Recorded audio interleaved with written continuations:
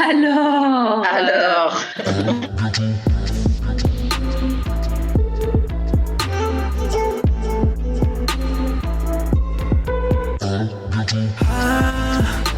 Bientôt de te revoir. mesdames et messieurs, faites un tonnerre d'applaudissements pour Juliette Drouard. Ouais, clap, clap, clap, les gens cliquettent, les gens flic-flouc comme ça, voilà, regarde. Où t'as ouvert la petite fenêtre renversée pour voir, ouais, clic, clic, Attends, clic, wouhou, clic, clic, clic, ouais. ouais, ah ouais. Ah voilà, ça me fait plaisir ça. Bienvenue, C'est chouette. bienvenue à tout le monde dans ce nouvel épisode. À bientôt de te revoir sur Zoom parce que les circonstances faisant qu'on ne peut pas jusqu'à présent faire autrement. Putain, je parle comme un keuf avec j'ai envie de mettre des participes présents partout. Et je le précise parce que dans les archives, quand on réécoutera cet épisode, on se dira « Oh là là, tu te souviens quand on faisait des émissions par Zoom et qu'on n'avait même pas le droit de se pour lécher la pomme c'était... » Alors que c'est ce qu'on ferait. Si on était in situ, en Évidemment. effet, c'est ce qu'on ferait. Je veux quand même prévenir les gens l'audio guide qui va écouter cet épisode en audio. Ça va être un épisode avec Juliette Drouard, que je suis très heureuse de recevoir.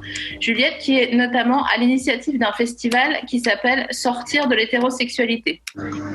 Donc, oui. âme sensible. Ne pas s'abstenir. Ne surtout pas s'abstenir. Restez. Prenez un petit sac en papier comme dans l'avion. Et si vous sentez que vous faites une crise et que ce qui se dit vous dépasse ou vous insupporte ou que vous avez envie soudain de frapper les murs en disant non, non, tout ce qu'on m'a appris était donc faux. Parce que, Juliette, il faut préciser pour les gens qui ont le plaisir de te rencontrer aujourd'hui à l'écoute de cet épisode, que tu fais des petites recherches. Des petites recherches, oui, j'ai toujours été un peu curieux, ouais. Un peu anthropologue dans l'âme. Comment ça a commencé ? L'anthropologie. Oui, là on est au moment où j'arrête de t'écouter parler et où je trouve ça drôle et où c'est bien. L'anthropologie, je crois que ça a commencé très tôt. Je sais pas, je peux prendre un exemple, tu vois, mais il y a pas mal de personnes qui vont parler pour désigner en général, on va dire un mec PD, dire il est très efféminé ou maniéré. Et je pense que très tôt, j'ai vu à quel point tout le monde était très très très très très maniéré et mais dans un naturel déconcertant, je veux dire, et avec cette même tu es maniéré, la plupart des gens le sont, je le suis, tout le monde est maniéré en termes de genre et dans une complète décomplexion et sans absolument aucun recul. Donc en fait moi ça m'a apparu assez tôt que j'étais dans cette espèce de théâtre un peu de l'absurde où tout le monde jouait l'homme et jouait la femme et donc ça m'a fait un peu flipper, je pense, très très tôt, et que je me suis dit qu'en plus c'était pas des rôles qui étaient exactement équivalents et qu'il y avait une place que je convoitais peut-être plus qu'une autre, et donc voilà, je pense que ça a commencé très tôt un petit peu comme ça. Précise quelle place tu convoitais plus que l'autre. Je pensais que tout bêtement, tu vois, je pouvais être sujet en fait, et que ce serait, c'est con, hein, mais je pensais que je pouvais être libre un peu de me mouvoir, libre de jouer, libre d'expérimenter mon corps, ou tout du moins qu'il soit pas atrophié, parce que c'est un peu le principe. Je pense que c'est une des principales, qu'on nous ampute très très tôt de pouvoir disposer pleinement de notre corps, d'appréhender la vitesse, les mouvements et on le voit souvent pour les personnes qui sont socialisées en tant que meufs, c'est vite, je sais pas, moi j'avais donné des cours vite fait de sport en fait, et on voit rapidement que beaucoup de petites filles, en fait, à partir de 9-10 ans, c'est trop tard.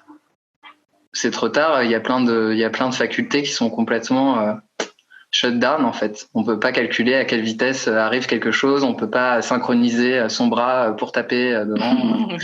C'est fou. Voilà, donc et c'est pareil en fait, c'est terrible de constater ça parce que c'est quand même voilà notre corps et on peut déjà plus en être en possession. Et ouais, donc je voulais pouvoir jouer un peu au milieu de la cour, quoi. C'était un peu ça, au lieu de rester autour sur le banc. Courir très vite, arriver au milieu, faire une natte à quelqu'un, repartir, taper dans un ballon, faire une roue arrière, une rondade. Exactement. Et voilà, parce que je savais faire ça. Mais au-delà de la place que je voulais occuper, je pense que ça s'est plutôt joué sur la place que je ne voulais pas occuper. Et je pense que c'est un peu toujours ça aujourd'hui. C'est plutôt... j'ai remarqué très vite aussi que j'étais objet d'abord de violences sexuelles à double titre, c'est-à-dire qu'en tant qu'enfant qui subit la domination par l'âge, donc des adultes ou de toute personne plus âgée, qui est quand même un truc qui inscrit vraiment la domination, je pense, dans les corps et qui est très peu analysé parce que ça obligerait tout un chacun en fait de se remettre en cause. C'est quand même la domination par l'âge. Chacun a été une fois dominé et sera dominante. Donc, on est obligé de balayer un peu dans sa porte. Et donc, bref, tout ça peut dire que oui, je voulais surtout ne pas être cet objet de violence. D'accord, donc maintenant qu'on a sonné à la porte, qu'on s'est essuyé les pieds, qu'on nous a ouvert la porte, je vais poser une autre question. Tu dis quand on est enfant, on est forcément dominé parce je mets des guillemets, éduqué. D'accord, on doit obtenir une éducation de la part des adultes ou de ses parents, blablabla. Mais je pense, je me fais un peu l'avocat du diable et je pense à toutes les mères qui nous écoutent et qui disent qui pourraient dire moi je veux bien ne pas faire de la domination auprès de mon enfant, mais il faut quand même que je m'en occupe H24, surtout que mon mari branle rien. Ça c'est moi qui fais une digression, mais tu vois, je pense qu'elle sera pas à propos. Dans ta vie parallèle. Et comment, c'est quoi la solution transverse une fois qu'on est parti du constat que ok, il y a une domination sur les enfants, qu'est-ce qu'on fait à la place, à part pas d'enfants? On peut leur taper dessus, qu'est-ce qu'on fait? Ou leur dire va te coucher parce que j'ai décidé qu'il était 19h30 et va te coucher même s'il fait encore jour. Non, parce que concrètement, il y a quand même un peu... Enfin, je sais pas, je vois deux gros points un peu dans ce que tu dis. Il y a donc ta question directe, qui est qu'est-ce qu'on fait quand on traite plus l'autre en tant qu'objet? Je pense qu'en fait, on peut avoir la réponse à plein d'endroits différents, vu qu'on se la pose pour toute autre personne. Je veux dire, la manière dont on traite les enfants, si on voyait quelqu'un, et d'ailleurs on voit souvent des personnes traiter comme ça d'autres adultes dans la rue, à les tirer, à leur hurler dessus. Il y a, je sais plus, un truc genre 80% du contenu verbal d'un adulte à un enfant qui est de la teneur de l'ordre. En fait, on réagirait. On dirait pas c'est ok. Faire la même chose entre deux adultes, soit on a peur, on réagit pas, mais en tout cas on se voit qu'il se passe un truc pas normal, quoi. Et donc c'est tellement naturalisé comme rapport que on est habitué à le voir, on fait rien, ça nous semble normal. Donc je pense qu'à ta question, c'est très directement comment est-ce qu'on traite n'importe quelle autre personne en tant que sujet à nos côtés, en fait. Ça demande à le parler, respecter ses limites physiques, etc.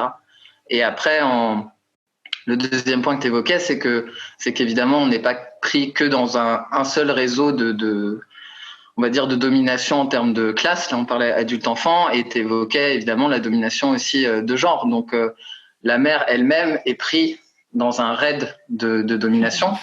Mais je pense que c'est ça qui est important, c'est d'essayer de voir le plus de domination de classe possible, essayer de les décrypter pour revenir à soi et se dire ok, ça veut dire que la qualité de lien que j'ai à l'autre et que toute autre personne a à moi dans la société dans laquelle on vit, c'est celle de la domination. Donc qu'est-ce que j'en fais en fait? Comment est-ce que je peux instaurer un rapport solidaire et paritaire dans mon entourage immédiat? Parce que je suis impacté par la domination, c'est le seul lien que j'ai connu. Mais comment Et tu ça, c'est fais pas pour tout le monde, je pense. comment tu fais une fois que tu as déterminé ça pour justement, ne pas devenir complètement starbé, parce qu'une fois que tu commences à avoir la domination, tu finis par l'avoir partout. Et comment, même si dans ton cercle 1, tu arrives à délimiter quelle est ta place et comment ne pas, comment se soustraire à ces relations de domination, comment tu fais avec les cercles autour? Comment tu arrives à continuer à travailler, à interagir avec l'extérieur, etc. Bah, c'est une grande question parce que effectivement on a une heure, t'as dit. Bonne nuit. C'était cool, hein, merci Juliette. On applaudit Juliette. Tout va être réglé. Là, je pense que je me relie vachement à une analyse matérialiste en fait. C'est que un des problèmes principaux, parce que toutes ces dominations s'emboîtent et en tout cas personnellement je les hiérarchise pas, c'est-à-dire les dominations de classe, de race, de genre, de validisme, etc. Font que les classes qui sont dominées ont évidemment peu de moyens matériels pour s'en sortir, ou moins de moyens matériels pour s'en sortir. Et le capitalisme est pris évidemment dans ce modèle et y participe de domination et exploite le travail gratuit ou sous-payé de différentes personnes, qu'elles soient effectivement en termes de genre, de race ou de classe.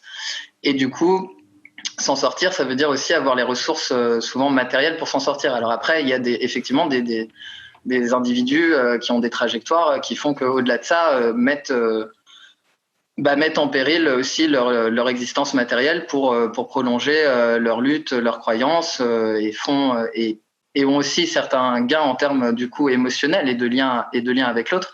Mais je pense qu'il y a vraiment cette question, elle est centrale, c'est-à-dire qu'à un moment donné, pour moi psychologiquement, une personne va avoir du mal à prendre conscience des violences qu'elle vit si elle n'a pas les moyens matériels de s'en sortir.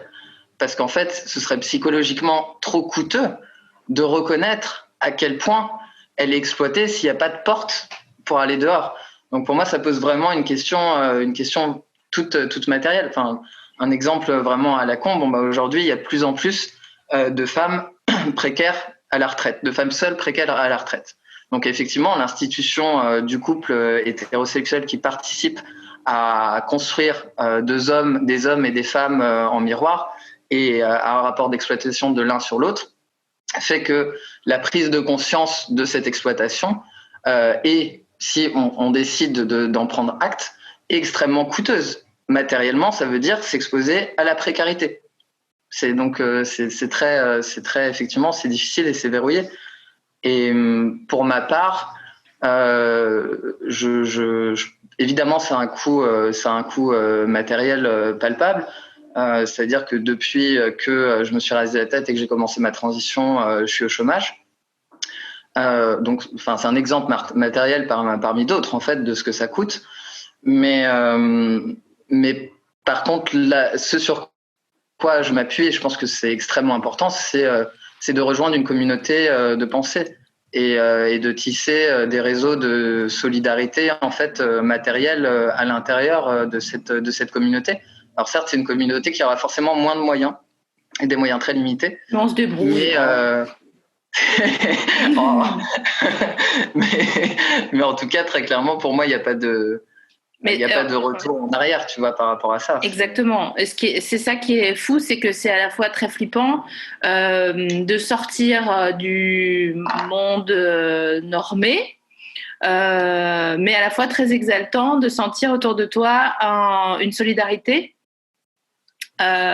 qui, en effet, t'as moins d'asperges vertes par semaine parce que c'est trop cher, mais à la place, t'as des discussions qui te font penser que peut-être cette grande mascarade que d'autres appellent la vie, c'est une mascarade parce que justement, on t'a dit quoi faire jusqu'ici et que si c'est toi qui décides, si tu te souviens que toi aussi tu as des envies et des ressources, qu'elles soient humaines ou matérielles si tu en trouves, ça vaut le coup. Enfin, moi, je sais que toi, tu as participé à mon cheminement de me dire genre, mais ça veut dire qu'on a le droit. On a le droit de dire ce qu'on pense et de penser quelque chose. et d'articuler son discours, et que c'est pas juste, ça suffit pas juste de dire ah ouais mais c'est trop violent. Enfin tu vois, oui bien sûr c'est violent, mais c'est violent parce que tout le monde nous met la tête sous l'eau dès qu'on a un avis. Jusqu'à temps qu'on dise, en fait, j'en ai rien à foutre que vous soyez pas d'accord avec moi. Je sais pas si je me fais claire ou si je fais juste une diatribe. Comme, Juste, ça peut être une diatribe gratuite. Mais après, c'est vrai aussi que je suis une personne blanche, je suis issu d'une famille de classe moyenne, avec une famille qui m'a pas retiré son soutien matériel. Donc, parmi les personnes qui font des pas de côté, je peux faire ces pas de côté aussi matériels parce que et j'ai un background, j'ai fait des études, donc j'ai beaucoup plus de chance à l'intérieur de cette communauté aussi de m'en sortir en fait matériellement. Donc c'est pour ça que je parle vraiment de coûts. Qui peut avoir les moyens de prise de conscience et qui peut les appliquer, tu vois, de manière pratique, quoi. Ouais, mais le poivre sur une discussion avec n'importe qui du monde par défaut, il peut être mis par n'importe qui. Le poivre étant quand les gens se disent féministes, et je mets encore des R guillemets, ou alliés, de dire mais on s'en fout du féminisme théorique, tu vois, de dire moi je suis pour la parité, l'égalité. Nous ce qu'on veut c'est un féminisme matériel, matérialiste, je sais pas c'est quoi le mot qui correspond le mieux, mais de montrer un alliage, de montrer que tu es là matériellement et de participer à aider. Donc ça veut dire toi perdre un privilège, toi en tant que monde par défaut, perdre un privilège pour laisser plus de place aux gens qui demandent le privilège. Et en l'occurrence, demander le privilège, c'est déjà quelque chose nous a tellement pas appris à faire que ça peut déjà prendre une demi-vie, on est d'accord. Et puis après, il y a quand même des formes très concrètes pour peu qu'on ait envie d'y réfléchir. J'avais une discussion hier avec un ami qui me disait moi j'ai pris conscience et je comprends pas pourquoi c'est si difficile la prise de conscience. Donc on avait des éléments de discussion un peu de la teneur de ce qu'on vient de dire. Mais en fait, je disais t'as pris conscience et ça te semble facile, mais je suis sûr que t'as pas vraiment pris conscience. C'est-à-dire que tu travailles, t'as ton mec qui ne travaille pas, donc qui n'a pas un travail estampillé qui doit être payé, donc qui n'est pas une position de dominant en l'occurrence. Et du coup, cette personne, comme elle est à la maison et que on invalide en fait toute activité ou tout travail, on l'invisibilise. Du coup, cette personne va faire a priori le ménage, par exemple, que tu ne vas pas faire. Mmh. Et ça va sembler tout naturel et tout légitime que cette personne le fasse vu qu'elle est à la maison. Est-ce que tu as décidé de compter les heures de ménage, de les diviser par 2 et de payer la personne avec qui tu vis à hauteur de ton taux horaire? C'est tout. C'est tout.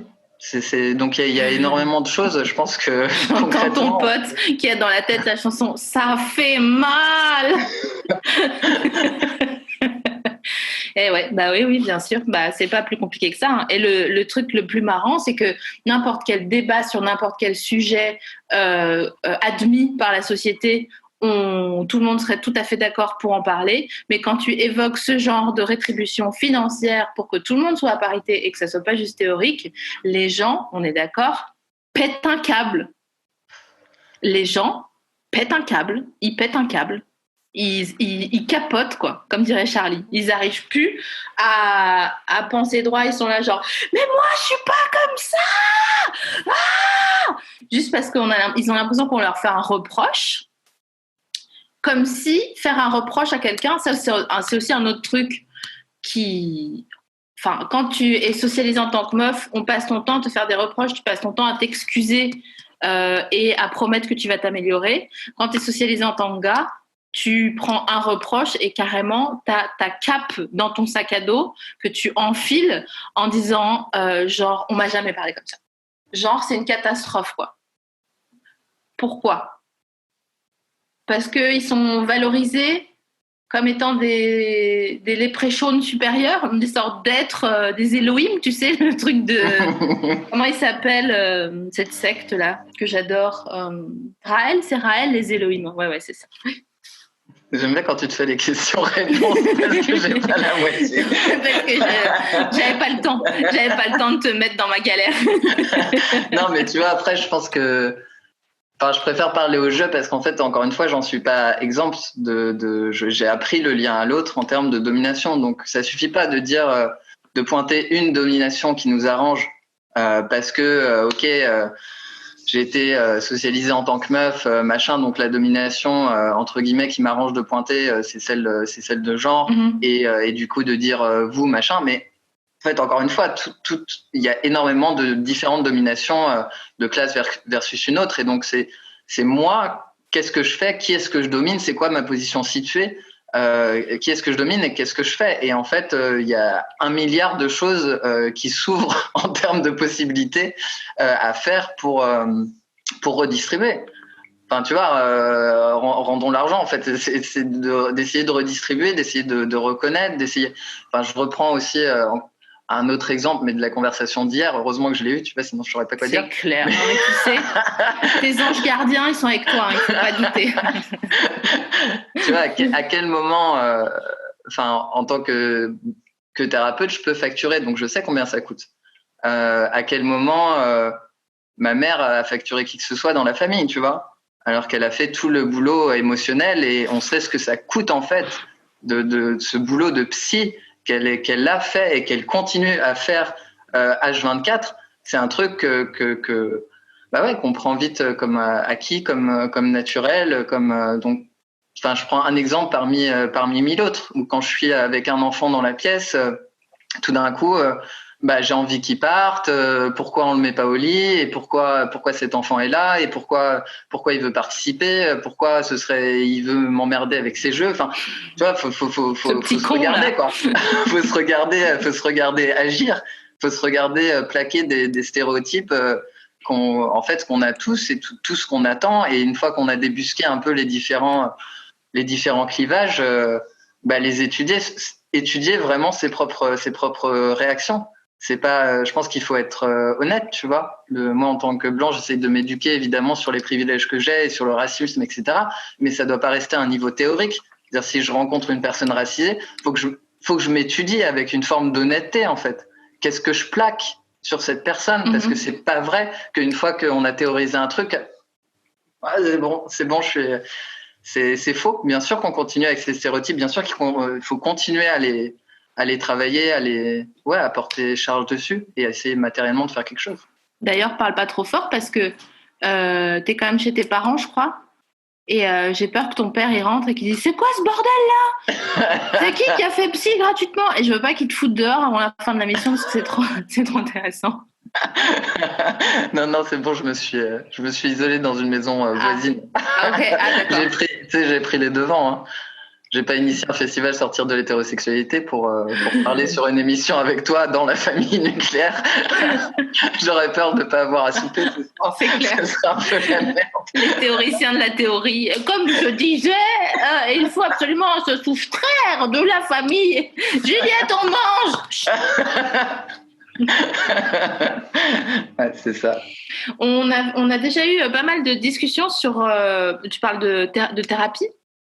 Sur pourquoi une thérapie c'est payant et pourquoi c'est un peu une arnaque que ça soit payant, à part le fait que toi en tant que thérapeute tu dois vivre et que tous les thérapeutes qui nous reçoivent, d'ailleurs j'embrasse ma psy,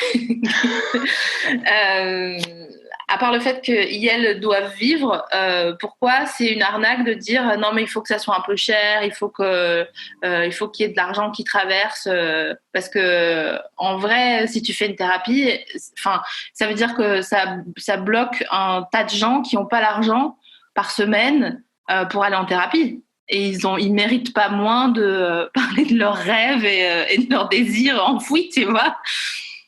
Donc... En tout cas, ce que je disais juste, c'était que je crois pas qu'on soit investi ou pas dans une thérapie parce qu'on met de l'argent sur la table. A fortiori, si tu as besoin de parler des abus sexuels que tu as vécu dans l'enfance pour essayer de te désenrouler de cette question-là et de désilencier ce qui s'est passé. Je veux dire, les bienfaits, ils seront palpables. T'as pas besoin de payer 50 balles par semaine pour avoir envie d'y retourner ou envie de faire les choses. Donc, pour moi, c'est pas. Je disais juste que c'est pas. C'est juste que j'ai besoin d'en vivre, c'est tout. Ouais, mais après, pas besoin de plaquer une théorie comme quoi ce serait l'investissement suprême pour que la personne participe aux doses, tu vois. C'est tout. C'est encore de la domination. C'est infantilisant de te faire croire à une sorte de fable où il y a un échange monétaire et du coup, ça a plus de valeur. C'est une fable capitaliste. C'est une fable capitaliste, mais qui vaut sur absolument tout. Enfin, je veux dire que le travail payé, c'est celui de conceptualiser un brumisateur de fromage. Je veux dire, c'est plutôt que de dire que une heure de marche à l'air libre, ça pourrait pas être payé. Enfin, c'est complètement fou en soi. C'est pas. Donc oui, il n'y a pas besoin de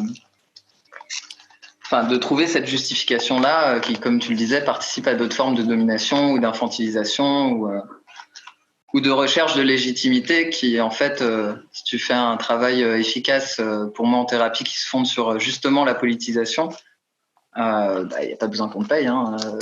De dire que l'investissement est proportionnel au fait qu'on paye. Ouais.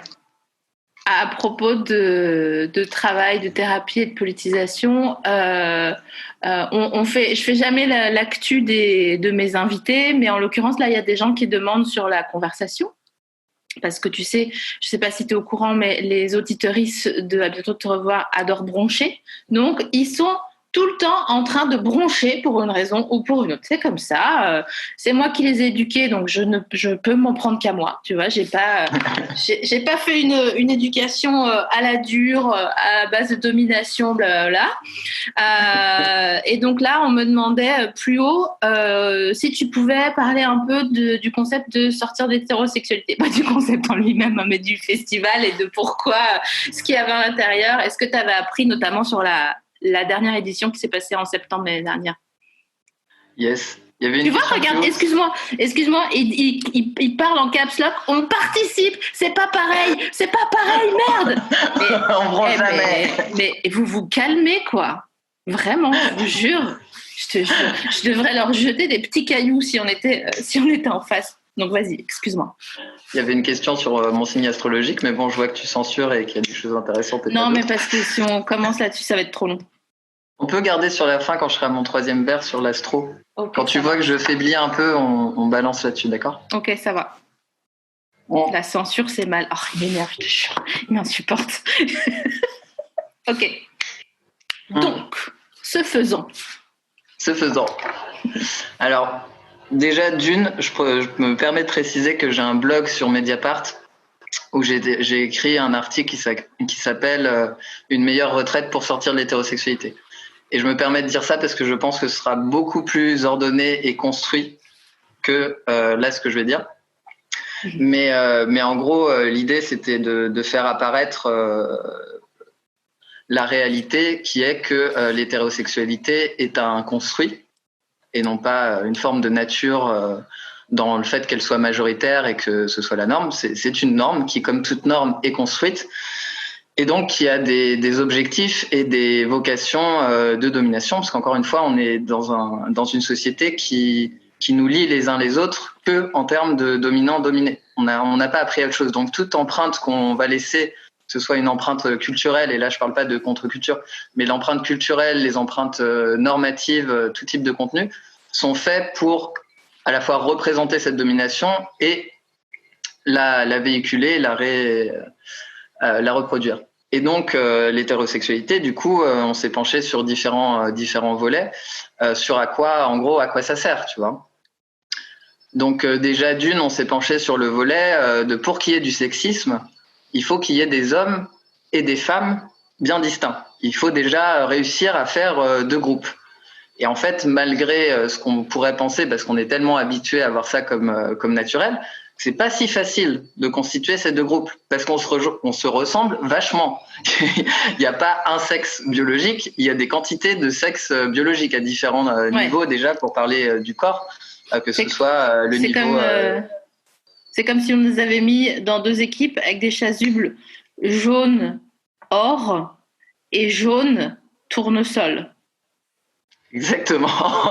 Déjà, c'était très très compliqué parce qu'encore une fois, biologiquement, il y a 1000 formes de corporalité qu'on essaye de trier. Alors tant bien que mal, parce que dans la réalité, ça marche pas très bien, mais en tout cas dans les représentations qu'on en a, c'est-à-dire de toutes les images par lesquelles on est abreuvé, là ça marche très bien. Il y a toujours deux groupes très identifiables, très distincts. Donc biologiquement, c'était compliqué parce que encore une fois, il n'y a pas de sexe. Que ce soit en termes chromosomiques, gonadales, hormonales, il y a énormément de variations et très peu de choses qui sont alignées. Et évidemment, en termes de genre, ce avec quoi on est plus familier, on va dire tous les comportements, il n'y a rien de donné. Bon, ça, cette idée chemine un peu. Pour ce qui est de la biologie, c'est pas gagné, mais sur le terme des comportements, ça chemine. Donc, pour qu'il y ait sexisme, pour qu'il y ait une classe de dominants et de dominés, il fallait bien qu'on constitue ces deux équipes avec des chasubles très différents, comme tu dis. Donc, l'hétérosexualité, ça participe énormément à construire ces deux équipes.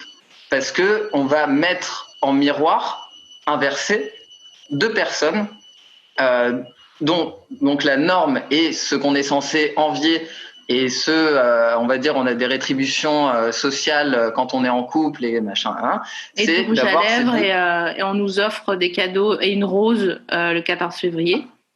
Exactement. Donc, ça, c'est vraiment une chance. Donc ces personnes vont agir en miroir inversé. Donc ça permet de reproduire cette idée qu'il y a une différence fondamentale de comportement, de biologie, etc.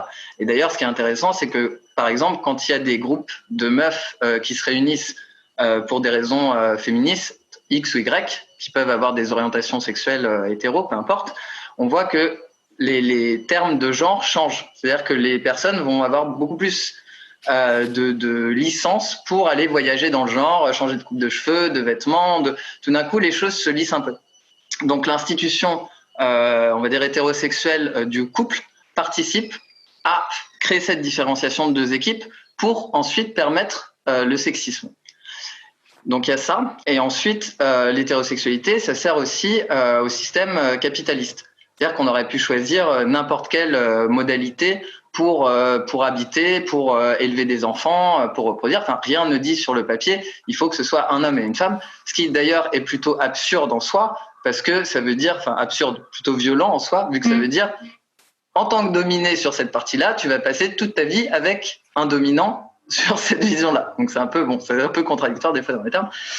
Et donc ça participe du capitalisme. Comment ? Parce que c'est ce qu'on disait tout à l'heure, ça permet l'exploitation du travail non payé de la femme. Encore une fois, le capitalisme n'a jamais fonctionné économiquement, n'a jamais pourvu à ses besoins, ça n'a jamais été un modèle pérenne. C'est construit en même temps que l'esclavage, en même temps que l'exploitation du travail gratuit des femmes, etc. Donc l'hétérosexualité permet ça. On ne devient pas riche n'importe comment. Il faut bien économiser quelque part. Exactement, c'est exactement ça l'idée. Donc le festival traitait de toutes ces questions-là et pas du tout de ce qu'on appelle l'orientation sexuelle, qui finalement n'existe pas, c'est plutôt une sexualité orientée dont on devrait parler. Donc on s'en fout complètement de qui couche avec qui. Si c'était ça le problème, il n'y aurait pas de problème, tu vois. Mais c'est dans la structure de comment on habite, comment on produit et qu'est-ce qu'on performe et reproduit en termes de domination qu'on a essayé d'analyser ce système-là, en fait. Donc et par ailleurs, l'expression « sortir de l'hétérosexualité », je l'aime beaucoup parce que pour moi, elle vient justement contrecarrer cette idée du coming out. C'est-à-dire le coming out, alors moi, j'ai jamais voulu le faire, j'ai toujours trouvé ça révoltant. Ça veut dire auprès de personnes qui sont la norme et dont, dans nos sociétés occidentales, pour des raisons d'ailleurs racistes, on instrumentalise cette tolérance à l'homosexualité. On va chercher cette validation. On peut essuyer une pluie de merde, mais c'est normal qu'ils soient pas contents. Tu comprends, machin. Ils ont plutôt bien réagi. Mais ça veut dire quoi en fait ? Donc on doit présenter patte blanche pour avoir cette absolution de l'hétérosexualité. Et en fait, pour moi, en fait, je vous emmerde. Mais alors, oui. Je suis sorti de l'hétérosexualité et j'en suis très très fier. J'en suis pas fier sur un point de vue d'orientation sexuelle parce qu'encore une fois, on n'en a rien à foutre. J'en suis très fier politiquement parce que je veux essayer de perturber les modalités de production capitaliste, les modalités de production de deux équipes sexuées alignées avec leur genre. Et je vais essayer de réfléchir à autre chose en termes de communauté, de comment on habite, comment on produit, qui on est. Ouais. Comment on écoute, qui on écoute, est-ce qu'on ne fait pas confiance à son... Enfin, ça c'est un peu un truc qui... Je ne sais pas si ça te... Je sais que oui, mais je ne sais pas à quel point tu le vis. Faire confiance à son intuition, parce qu'on la brime énormément. Et je t'ai déjà parlé de mon projet d'école quand j'aurais fait le million, d'ouvrir une école, et qu'il y aurait des cours d'énergie et des cours d'intuition. Et je trouve ça fou à quel point c'est deux notions qui sont vraiment brimées à tout jamais, tu vois, c'est quasiment un truc, encore une fois, je mets les R guillemets, de bonne femme, de dire ah, non, je le sens pas ou je la sens pas, ouais, j'avais une intuition que ça allait mal se passer, oh arrête, c'est bon là, tu vois. Mais c'est incroyable à quel point quand tu fais confiance à ça et que tu crois qu'on n'entend pas que tu fais une machine derrière, Juliette. Oh merde, je suis désolé, mais c'est pas ma machine en fait. Tu vois, sinon je me permettrais de l'interrompre. J'ai déjà pris mes marques, j'ai déjà pris la bouteille de Negrita dans le truc. À un moment donné, il faut que j'arrête de faire chier. Mais bon, tout ça pour dire que je trouve ça fou à quel point, depuis que je me familiarise avec les concepts que toi tu développes notamment, en lesquels tu crois et que tu portes, je trouve ça fou à quel point ça devient de plus en plus facile quand tu es aligné avec ton centre à toi, de faire confiance en son intuition, de se dire bah non, je veux pas en fait. Et c'est fou à quel point aussi ça dérange le monde par défaut, encore une fois, quand tu dis je vais respecter, ça c'est un truc aussi, je continue de parler de Charlie, je crois qu'elle est là sur le live en plus, mais je vais respecter ce que je ressens. Et quand moi j'ai commencé à le faire autour de moi, les gens m'ont rayonné en disant non, mais attends, tu vas aller contre genre la vie générale, tu vas aller contre le bon sens du monde par défaut. Donc, ça veut dire être indépendante, ça veut dire négocier ces trucs à la con, mais négocier ses salaires, etc. Et tu vas oser te parler d'argent. Enfin, c'est des trucs vraiment terre à terre, mais j'essaie de trouver des exemples, pas que l'énergie et l'intuition, parce que c'est un peu, on dirait que j'ai une fée tatouée sur l'épaule. Et, non, mais tu touches à un point hyper important, c'est-à-dire la domination par le verbe, en fait. Tout ce qui est constitué en tant que savoir, on va dire, socialement validé, passe par la théorie, une épistémologie, en fait, de l'abstraction de soi, de quitter ses émotions. Je ne sais pas ce que c'est, épistémologie. C'est tout ce qui constitue, en gros, la méthodologie, on va dire, de recherche scientifique et tout ce qui... on va dire par la science instituée, mais de manière large, ça peut, tout type de savoir en fait développé dans notre société qui sont validés, le sont avec une codification sur l'abstraction de soi. On est censé être abstrait de soi. Donc c'est déjà en soi une des dominations primaires, c'est-à-dire se déconnecter de ses émotions, c'est ça qui est validé en tant que savoir. Et donc ça inscrit vraiment, c'est quoi nos rapports avec les autres. Nos rapports avec les autres, ça veut dire ne pas être connecté à ses émotions. Donc comment on peut être connecté aux émotions de l'autre et ne pas les soumettre et les traiter comme des objets si le but du game, c'est de s'abstraire de ses propres émotions. Donc en miroir, évidemment qu'on ne voit plus l'autre, c'est plus possible. Donc évidemment que cette épistémologie, elle est contestée par énormément de personnes militantes dans les différents champs, on va dire, de féminisme intersectionnel.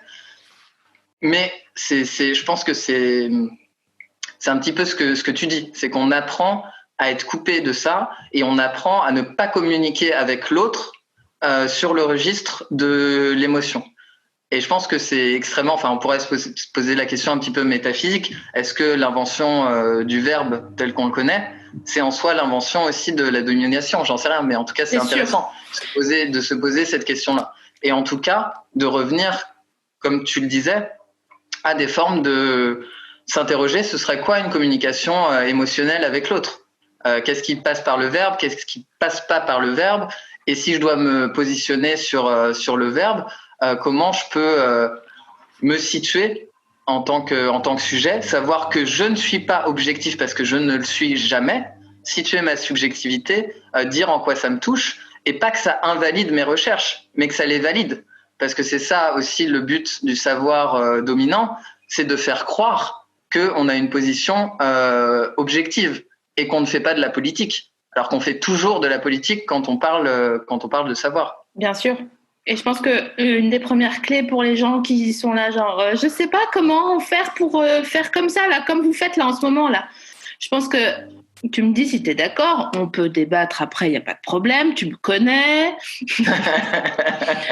Mais je pense que la première chose, c'est d'essayer d'articuler son discours. Et ça commence par avoir 2-3 éléments de langage, limite que tu apprends en autodictée pour entamer un débat et commencer à te sentir à l'aise avec, si on veut jouer le jeu avec des mots qui ont l'air savants, qui ne le sont pas, mais qui ont l'air savants pour que la personne en face qui a une grande gueule, en gros, se dise « Oula, à qui j'ai affaire là ?» Tu vois, que le rapport de domination, ils sont un peu plus égalitaires parce que toi aussi, tu peux avoir des éléments de langage avec des mots que tu... Voilà.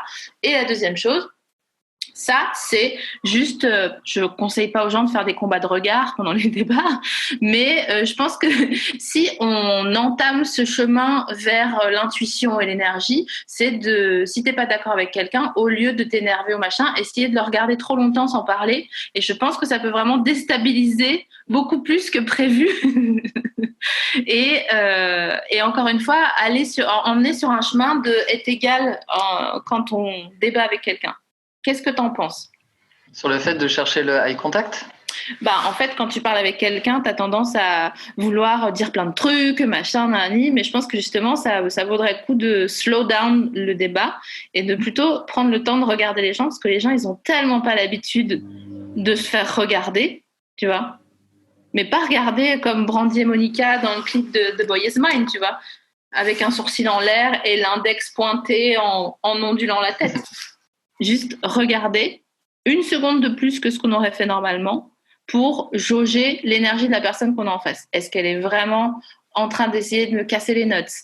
Est-ce que en fait, elle veut juste voir si je m'intéresse à elle? Blablabla. Bla, bla, bla. Ok. Ça, je sais pas. Évidemment, j'entends les choses avec mon prisme, mais un peu différemment de comme tu le dis toi, mais en tout cas, je me pose toujours la question avec une personne avec laquelle je parle et je tisse un lien. Qu'est-ce que je suis en train de faire? Pourquoi je le fais en fait? C'est quoi le but de cette discussion?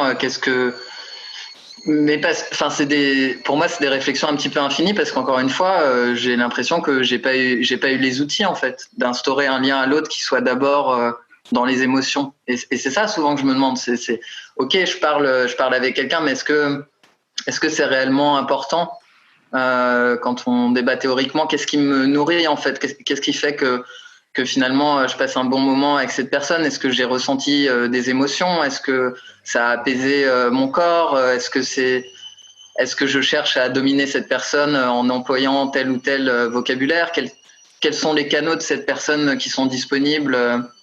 Ouais. Pas physique ou verbal. Enfin, tu vois, pour moi, c'est vraiment aussi ça, essayer, et c'est que des tentatives qui souvent sont des échecs, mais essayer de m'interroger en permanence sur ce que je fais, pourquoi je le fais, qu'est-ce que en réalité je voudrais chercher. Et j'essaye en tout cas vraiment aujourd'hui de rechercher en termes émotionnels. C'est ce que tu disais aussi tout à l'heure, un petit peu, de me refonder en moi, dans mon corps, quand je suis avec cette personne, comment je me sens physiquement. Et en fait, qu'est-ce que j'attends d'un lien à l'autre? Clair. J'attends quoi? De rire, d'avoir les jambes en miel, quoi. Ça, c'est vrai que en fait, on devrait commencer à faire cet exercice quand on raccroche après, là. Bon, c'est pas tellement la bonne période parce qu'on voit beaucoup moins de gens qu'avant, bien sûr, mais dès qu'on croise quelqu'un, il faudrait qu'on se visualise en fermant les yeux dans un hypermarché et qu'on se dise, OK, qu'est-ce que ça me provoque? Dans quel rayon je suis et à quoi je m'assimile quand je parle avec cette personne? Est-ce que je suis un thé Lipton, le jaune, là, qui est pas assez cher? Est-ce que je suis une baguette avec les trous des picots du four en dessous? Est-ce que je suis un débouche, c'est quoi le mot quand on se lave? Évier. Est-ce que je suis un débouché évier? Je pense que ça sera un bon exercice. Ah, il y a quelqu'un qui dit rangée bio, tapenade goûteuse. D'ailleurs, je ne sais pas si c'est ce que les gens ils ont l'impression de nous quand ils nous écoutent, mais j'aimerais bien savoir. Il y a quelqu'un, je ne sais pas si tu as vu plus haut la question, parce qu'il faut quand même qu'on fasse un petit peu d'à bientôt de te revoir, hein, parce que là, oui. On est là, on fait de la politique politicienne, mais en attendant, mais bon. Hein, voilà, les vraies questions ne sont pas répondues. Il y en avait une plus haut qui demandait si tu préfères avoir froid aux pieds toute ta vie ou chaud et un peu mouillé dans tes chaussons. Attends, froid aux pieds toute ma vie ou chaud au bout des pieds et un peu mouillé comme dans des chaussons. Ça dépend du degré d'humidité. De l'extérieur? Tu dis chaud et un peu mouillé, ça dépend. Humide, c'est pas agréable, j'aime pas l'humide. Voilà, c'est ça, c'est humide. Et tu sais, comme la laine d'un chien en fait. Est-ce qu'au bout de tes pieds, tu veux la laine d'un chien tout le temps? Non, mais de toute façon, j'ai déjà froid aux pieds, donc je pense que c'est peut-être, tu vois, je suis un peu... Je suis courageux mais pas téméraire, tu vois, j'ai pas envie de tester une autre condition que la mienne avec laquelle j'arrive à marcher jusque-là. Est-ce que c'était la devise d'un roi, ça, d'ailleurs, ou pas? Courageux mais pas téméraire. Enfin, cela dit, serait la pire devise. Genre, oh là, attends, non.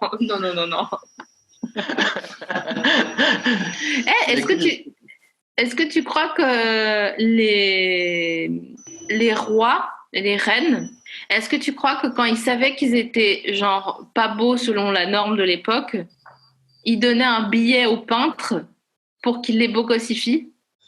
Je sais pas du tout, SML. Je sais pas du tout. Vraiment là, tu me laisses, tu vois. Mais il faut savoir ne pas avoir d'avis. Et je sais que par contre, c'est un peu ton rayon, ça. Aliénor d'Aquitaine, là, c'est pas ça. Oui, Aliénor d'Aquitaine, ouais, je l'adore. Putain, elle est tellement géniale. Oui. Mais en fait, des fois, je me dis, il y a des tableaux de rois ou de reines qui sont tellement genre, mais ils ont des têtes, mais c'est pas possible, vraiment. Ils sont, mais c'est pas possible. Et donc, je me dis, putain, mais si le peintre, il a fait cette tête au roi ou à la reine, sérieux, quelle tête ils avaient en vrai, quoi. Voilà. Ouais, je sais pas. Écoute, quand t'es peut-être déjà un peu Dieu, est-ce que tu vois, être jolie, c'est le pouvoir du faible, hein? Oui. Bien sûr, ma question, elle devient politique et elle est du dominé. Et allez, on y retourne. J'ai rien vu venir. Je n'ai rien vu venir. Moi, j'étais là. Re-rentrée par la fenêtre. Non, mais de ouf.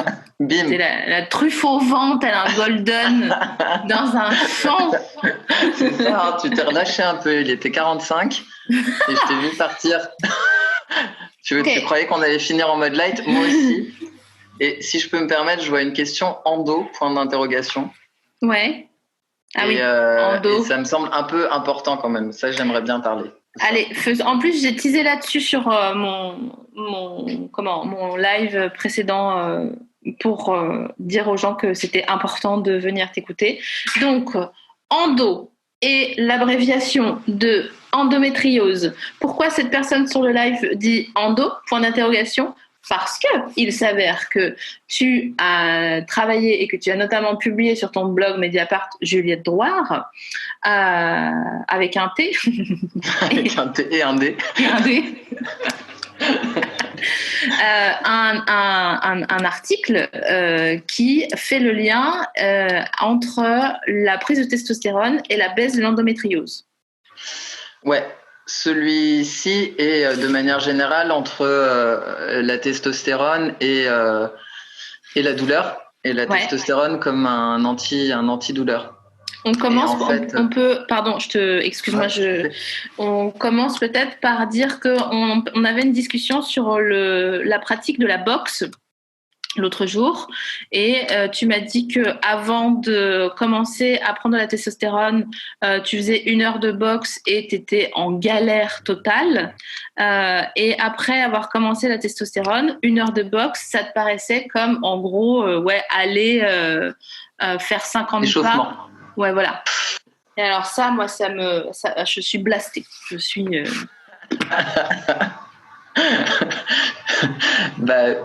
Peut-être pour reprendre vite fait, très vite, encore une fois, sur le blog, c'est beaucoup plus ordonné et plus abouti, mais pour reprendre vite fait les bases, et on l'a déjà commencé tout à l'heure, le but, c'est d'avoir 2 équipes avec 2 chasubles très différents.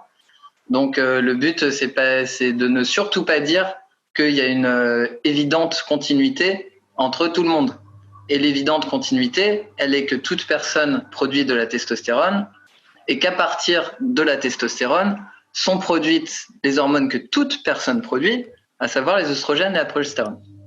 Donc, les œstraux, pardon. Et donc, cette histoire il y a 2 camps avec 2 systèmes hormonaux très différents, elle est complètement fausse. Elle est complètement fausse. Ça n'existe pas. Il faut bien comprendre que la testo, c'est l'hormone mère. Ouais, c'est genre la mère de vinaigre, quoi. Voilà.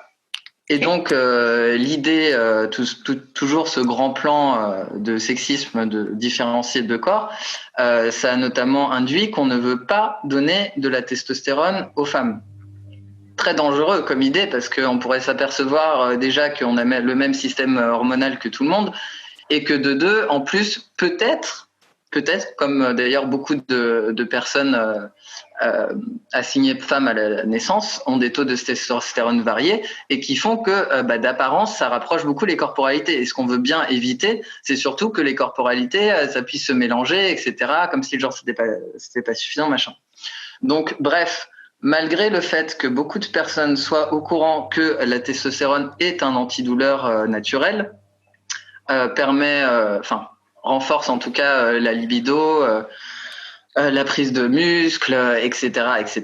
Et j'en passe, on ne veut pas en donner aux meufs. Et on sait ça depuis très, très, très, très longtemps. Par contre, aucun souci pour asperger les personnes assignées femmes à la naissance d'hormones dites féminines.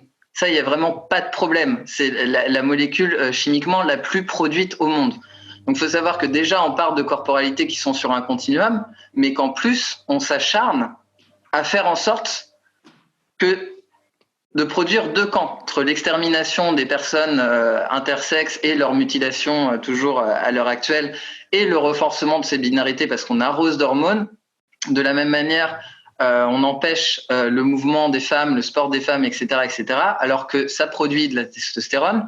Le fait aussi d'être opprimé, d'être stressé diminue les niveaux de testo. Donc tout ça combiné, quand les personnes assignées femmes à la naissance sont dominées, font que effectivement on a en plus une amplification de cette binarité. Et pour revenir sur le lien à la testo, mais de manière plus générale, en fait, même s'il y a très très peu d'études dessus, on peut remarquer qu'aussi les douleurs, par exemple, ressenties par les personnes qui sont majoritairement des femmes, les douleurs fibromyalgiques, sont atténuées lors des pics de testostérone. Et en gros, moi, j'ai commencé à prendre de la testo pour transitionner, mais aussi parce que j'avais en tête tout ça et que je me disais, ce serait peut-être pas mal, en fait, pour mon corps d'en prendre à petite dose et de voir un petit peu ce qui se passe. Donc, en dehors de ma meilleure condition physique et ma libido et le fait que mon clit est augmenté et que c'est quand même assez cool, qu'est-ce que j'ai constaté? C'est que je n'avais plus de douleur de règles. Moi qui me pliais, qui était plié en 4 quand j'avais mes règles, etc. Et donc, c'est pour ça que j'ai essayé de réfléchir aussi d'une manière, celle que je viens c'est-à-dire d'une manière politique aussi, en réfléchissant culturellement à ce que ça voulait dire, de mettre en avant que c'était un traitement possible de l'endométriose et peut-être de plein d'autres choses dites pathologie. Encore fallait-il que ce soit pas une condition naturelle pour la femme d'avoir mal, mais d'autres choses dites pathologiques, de se rendre compte que peut-être déjà on binarise les corps et que ça a peut-être des effets néfastes en fait sur les corps de les binariser autant, et qu'en plus il y a des solutions possibles hormonales. Et donc voilà, depuis, effectivement, on a mené cette expérience notamment avec Fanny Godbarge qui anime le compte Cyclique, et puis d'autres personnes qui avaient envie en fait d'essayer de prendre de l'AT pour leur douleur d'endo et qui n'ont plus de douleur tout simplement, ou alors de SPM, c'est-à-dire de syndrome prémenstruel quand on est en DEP, qu'on a envie de se foutre en l'air, etc. Et sauf que si la communauté scientifique avait trouvé un traitement miraculeux à des milliards de personnes qui souffraient, ce serait tout de suite médiatisé. Mais par contre, si ça remet en cause la politique de binarisation des corps, là par contre, on n'en parle pas. Donc moi, je reçois énormément de messages en DM qui me demandent « mais comment je me procure de l'AT ?» Eh ben en fait, tu peux pas, t'as pas le droit parce que t'es une meuf. Et donc pour moi, le but, c'est pour ça aussi que je tenais à en parler, c'est qu'à un moment donné, il y a que la pression de la société civile de dire « on sait ». Parce que la seule chose aujourd'hui que je peux dire aux gens, c'est amenez-vous avec le matos, que ce soit la vidéo qui a été faite sur Vice sur ce sujet-là, que ce soit l'article de blog, allez la présenter à vos gynécos, allez la présenter aux médecins, parlez-en autour de vous, parce qu'il y a que cette méthode de pression-là qui, à un moment donné, fera que peut-être ça va être pris en compte. Mais c'est à la fois extrêmement subversif et extrêmement efficace.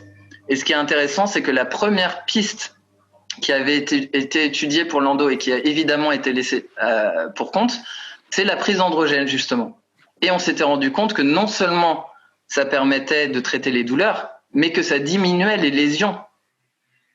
Donc on savait déjà qu'il y avait une possibilité que les lésions disparaissent.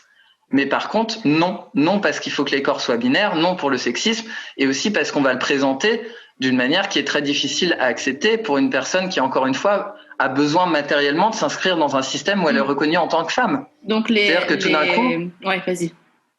Pour une femme, ça peut être très angoissant de se dire, si on lui présente, ah oui, mais peut-être que vous aurez des poils. Bon, par ailleurs, ce qui n'est pas vrai, quand on en prend à petite dose, ça modifie très peu l'apparence corporelle, mais ça peut être une préoccupation, et une préoccupation qui en plus peut être juste parce que matériellement, encore une fois, si tu ne performes pas en tant que femme et que tu te représentes pas en tant que femme, tu ne peux pas bénéficier du système hétérosexuel, bien que ça te coûte, mais tu peux pas avoir ton chèque vacances non plus. Donc c'est extrêmement compliqué là-dessus.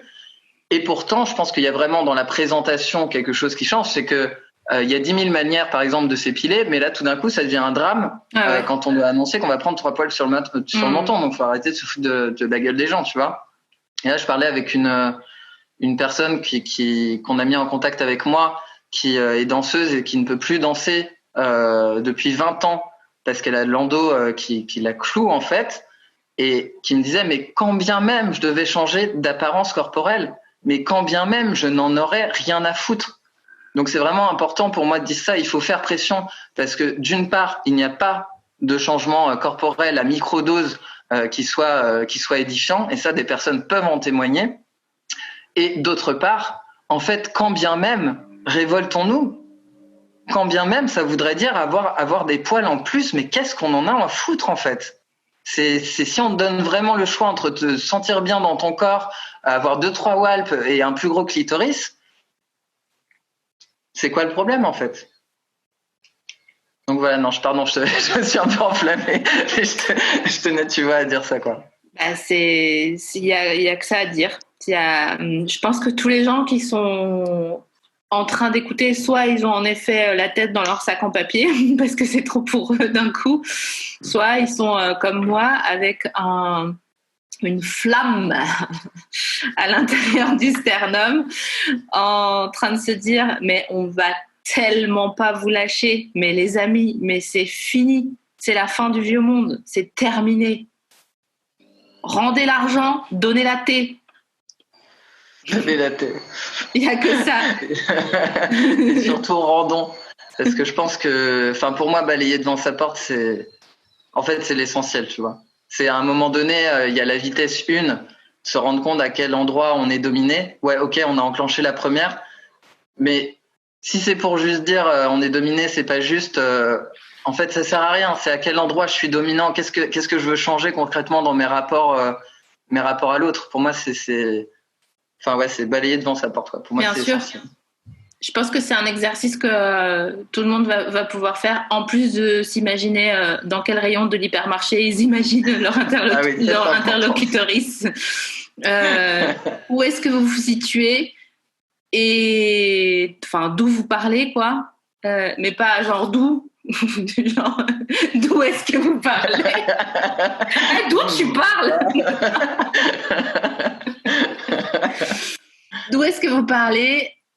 Comment est-ce que vous êtes dominé? Quels sont les points sur lesquels vous pouvez agir concrètement et sur quels aspects vous êtes dominant et comment vous pouvez en finir avec, enfin, partager vos privilèges. Et même si au départ, tu as l'impression d'avoir le lance-pierre et de lancer la pierre vers toi, au bout de à peu près 7-8 minutes de « Ah, ça fait mal à vraiment différents endroits », tu te rends compte que non, le lance-pierre, il est dans le bon sens et que c'est pas grave, en fait, de devenir plus violent ou violente. Vous avez le droit, c'est OK, c'est pas grave d'être énervé. C'est la moindre des choses, en fait. Quand on entend un podcast comme celui-ci, on a peut-être fait moins de blagues, mais on a un peu, grâce à toi, Juliette, remis les choses à l'heure. Et énervez-vous, foutez la merde si nécessaire, soyez gentils, mais n'hésitez pas à foutre la merde, c'est OK, c'est tout à fait OK. Et on va vous back-upper jusqu'à ce que mort s'en suive, en fait. Et c'est pas grave de mourir, parce que la vie n'était qu'une mascarade, comme on a pu se le figurer depuis une heure. Je suis vraiment contente, Juliette, d'avoir pu faire cet épisode avec toi, parce que je savais que les gens, ils allaient retrouver la flamme. Et en l'occurrence, puisqu'il faut se situer, on se situe à jour 1 après le premier déconfinement en mai 2020. Et en l'occurrence, je pense que on a tellement été abêtis par les gens qui nous dominent, que ça soit en micro ou macro, que c'est nécessaire des fois de se prendre une petite pichenette derrière l'oreille en disant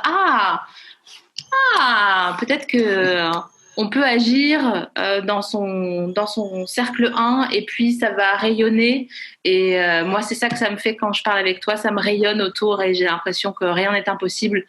Même quand on est en phase où on dit ça sert à rien et viens, on arrête de se faire croire que ça sert à quelque chose, mais en fait, ça sert toujours à quelque chose. Je crois. Franchement, merci de ouf de m'avoir invité parce que ouais, je pense qu'encore une fois, c'est des sujets qui demandent de la publicisation et bon courage aux ingé-sons avec les bruits de machine. Ça va être super chaud. J'ai quand même c'est un peu une dernière question qui est un peu un piège parce que c'est une parenthèse en taille 48, quoi, mais cette fameuse testo là, on ne peut pas la voir. Nous, on s'organise, c'est-à-dire qu'en fait, aujourd'hui, on ne peut l'avoir que en tant que personne assignée femme à la naissance et dans un parcours de transition, où évidemment, il faut justifier, je passe les détails en termes de psychiatrisation, d'absolument vouloir revenir dans que tout reçoit à l'endroit, tu vois. Mais donc, à part ça, non, donc du coup, nous, on s'auto-organise pour que les personnes qui sont pas dans une situation de transition, qui ne le souhaitent pas, puissent aussi bénéficier de nos stocks, mais qui sont très limités. Oui, c'est ça ce que j'allais dire. Et donc c'est extrêmement compliqué. Donc c'est pour ça que je parle de pression de la société civile, en fait, parce que c'est pour ça que moi, mon cheval de bataille, évidemment, c'est la lutte contre cette binarisation et contre le sexisme. Mais je pense que là, il y a un bon levier, en fait. Il y a un levier qui est intéressant et il y a un levier qui peut vraiment, vraiment prendre parce qu'il y a énormément de personnes, en fait, qui sont touchées par l'endo et que, voilà, ça peut marcher si les gens réclament, ça peut fonctionner. Donc, tu penses que ça peut? À un moment donné, si tout le monde est au courant, ce sera dur de se voiler la face et de pas faire les études que ça demande, en fait. C'est juste que je dis pas que ça fonctionnerait pour tout le monde, j'en sais rien. C'est juste que 3% des cas où on l'a fait, ça a fonctionné, c'est tout. Donc c'est pas normal que des personnes ne puissent pas, qu'il n'y ait pas d'études dessus, que des personnes ne puissent pas y avoir librement accès, quoi. Il y a quelqu'un qui dit braquer les labos. Moi, j'allais dire, on va faire une pétition sur change.org. Donc, je pense qu'on n'est pas du même signe astrologique parce qu'on n'a pas les mêmes moyens. Fabriquer la testo aussi. Il y a des gens qui sont chauds et qui ont des moyens. L'autoproduction, c'est la meilleure voie. J'adore. Je vais aller revoir mon prof de SVT de 3e. Oui. Monsieur Bure. Les cours auraient été intéressants. C'est clair. Redites-moi le tableau périodique là, parce que donc, non, c'est pas ça que. Venez, on finit ce sujet-là, comme ça, après on passe à tout ce qui est fabriquer fabriquer des choses avec des molécules. Je sais pas c'est quoi le mot, en fait, j'essaye de dire, mais. Voilà, il y a quelqu'un qui dit le Breaking Bad de la thé, bah ouais. Tellement. Tellement. C'est ça. Moi, je veux bien prendre le camping-car en leasing, si vous voulez. De ouf. Mais attention, faut me le rendre flambant neuf, hein. Pas un pet, pas un truc qui fout le camp, pas une jante abîmée, parce que c'est moi qui paye la caution, donc. On fera attention. Ok, merci beaucoup Juliette. On finit officiellement cet épisode, mais on reste le temps que Joël arrive et on peut parler en off à partir de maintenant.